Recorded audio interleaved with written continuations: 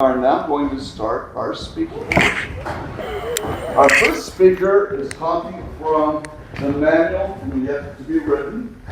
It's 6 to 8 minutes, and it is rolls and loops.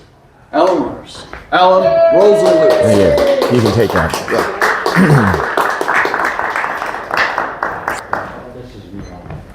It was back in the mid-'80s. I was dating this really nice young woman, and for my birthday, she got me 2 flight instruction lessons. Now, looking back at the fact that she eventually dumped me, I was wondering, well, maybe there was something in on this. Anyway, I completed my flight training in my ground school. I became a private pilot. This is out at Gillespie Field in El Cajon.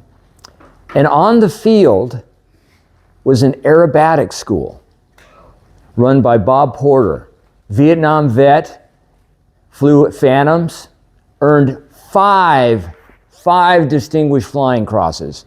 Most people never get 1. I thought, maybe I ought to try this out.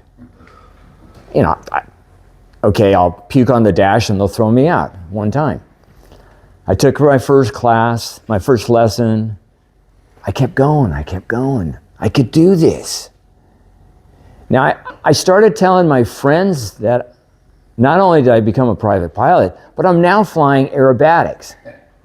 I know you're going to find this hard to believe, but they thought I was crazy. Me? Crazy? Come on. Topics, attitudes, hobbies? No. But I kept going. Finally, I qualified to go solo. Now, the practice field is east of Gillespie Field. If you head out east on Interstate 8, keep going, there's a big open area on the north side. That was it. Our floor was about 6,000 feet. We weren't supposed to do anything aerobatic under 6,000 feet. It's my day. It's Saturday. No clouds, of course the sun's out, it's beautiful, not much wind. I take off, I'm headed east. I get out over the practice area. Now my first maneuver is going to be an aileron roll. But to get in position, it's called a roll-in maneuver. So if I'm flying like this, nose goes up, wings go knife edge, pull through. That itself is an aerobatic maneuver. Powers back a little bit, diving, accelerate to about 145 miles an hour, pull level, full power, nose up, roll. If you do it right, halfway through you're inverted and the nose is above the horizon. Come through, the nose is below. Pull up and I nailed it. All right, this is good. Next, loop. Oh, come on, loop. What's the big deal? I've done so many of these. Roll in, dive to, again, about 140, 145, pull level, full power, pull back on the stick. Now, when you're doing a loop, you don't look out the front windscreen, you look out the side because you want to see the horizon. You wouldn't see the horizon if you're looking out the front. Halfway up, so I'm probably at 7,000 feet. Halfway up, my skin starts to crawl. Something's wrong. And I'm looking out and I'm not getting up. All of a sudden, the plane just stops in midair and falls. Now what I did is actually called an unusual attitude recovery. Yeah, it's unusual. Nose is down, wings are cockeyed. I don't know what's going on. Pull back on power, straighten it up. Fly back up to altitude. I've never experienced this before in my life. What's going on? Okay, go again. Dive, level, full power, stick back. Oh, God. Fall out again. But I'm not quitting. Okay, this is where I'm crazy. Okay, I'm not quitting.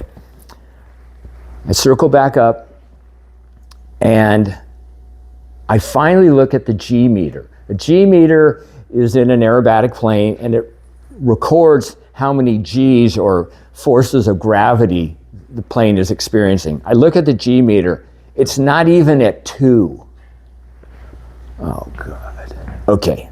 Which means I pulled so gently and timidly, the nose just went, and I ran out of power. I said to myself, okay, we're going over the top. Dive down, level, full power. That's what happened. Now, typically a loop is like this. I probably did more of a script L, but I got over the top. I was totally stoked. I thought, okay, I'm done. I'm going home. I pulled 4 G's on that maneuver. That's the beginning of my aerobatic experience.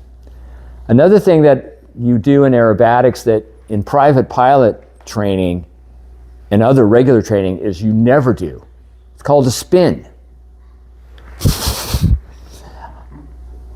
They don't teach you how to do them, and they don't really teach you how to get out of them. Well, in aerobatics, you deliberately spin. My record was 3 spins before I pulled out. And what happens is you have to slow down, get the nose up enough so the airflow over the wing is not creating lift, and you hit the rudder, and again, this is something people would avoid at all costs in flying. In aerobatics, you did it for fun.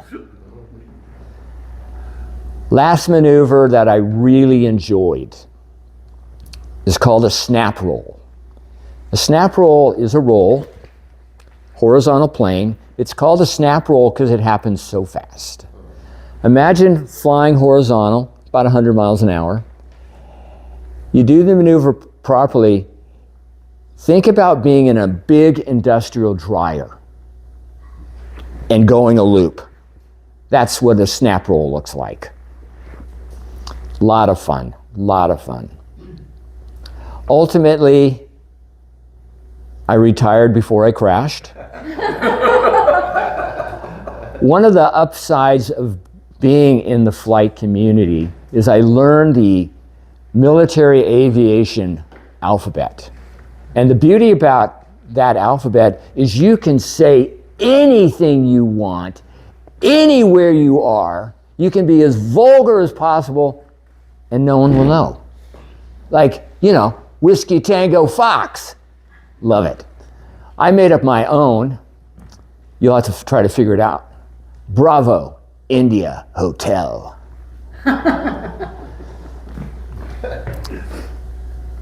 Sometimes you're given the opportunity to do something you've never really dreamed about. Think about it. You might want to try it. In conclusion, hope the wind is always on your tail, sun above, and this is Alpha Mike saying, over and out.